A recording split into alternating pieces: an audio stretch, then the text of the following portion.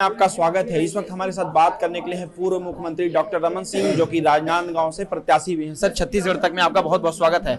भूपेश बघेल ने कहा कि इस बार राजनांदगांव से गिरीश देवांगन को उतारकर डॉक्टर साहब को फंसा दिए हैं। मुझे क्या फंसाएंगे?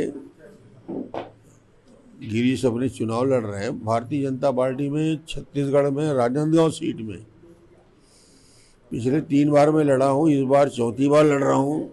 सर्वाधिक वोट से इस बार मैं जीतने वाला हूँ। राजनांदगांव के विकास को कैसे देखते हैं? पिछले 5 साल कांग्रेस की सरकार है, राजनांदगांव को कहाँ पे पाते हैं उसमें? एक बार राउंड मार के देखना चाहिए राजनांदगांव का विकास किसने किया। शहरों में, गांव में जाके देखना चाहिए, और 5 साल में सारे विकास को ठप किसने किया। पहले फेज में जो 20 सीटों पे चुनाव हो रहे हैं, उसमें क्या लगता है बीजेपी के कहाँ पे है? 20 सीटों में चुनाव होने जा रहे हैं, जिसमें 14 हम जीत रहे हैं। 75 पार का नारा है कांग्रेस का।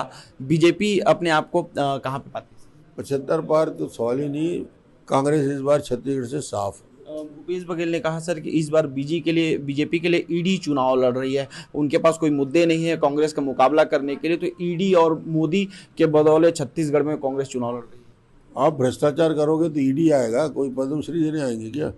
सर, नक्सली पे कहा कि नक्सली धीरे धीरे कम हुए हैं भाजपा सरकार के कंपैरिजन में, और आने वाले समय में नक्सल और खत्म हो जाएगा। तो आप का इस पर क्या कहना है? बीजेपी अक्सर आरोप लगा रही है कि टारगेट किलिंग भी हो रही है।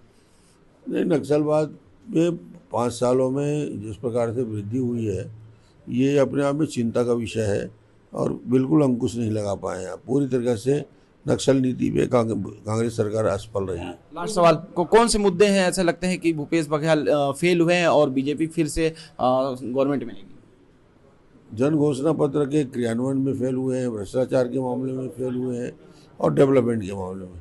तो ये थे हमारे साथ पूर्व मुख्यमंत्री डॉक्टर रमन सिंह। इनका कहना है कि जिस तरह से भ्रष्टाचार हुआ है और नक्सली 5 सालों में बेतहाशा जो नक्सलियों की एक्टिविटी है उसमें वृद्धि हुई है। कांग्रेस का जो 75 पार है वो ढोंग है, और इस बार फिर से छत्तीसगढ़ में भाजपा की सरकार वापस आ रही है। और इनका कहना है कि इस बार रमन सिंह राजनांदगांव से पूरे प्रदेश में सबसे अधिक मतों से जीत हासिल करेंगे।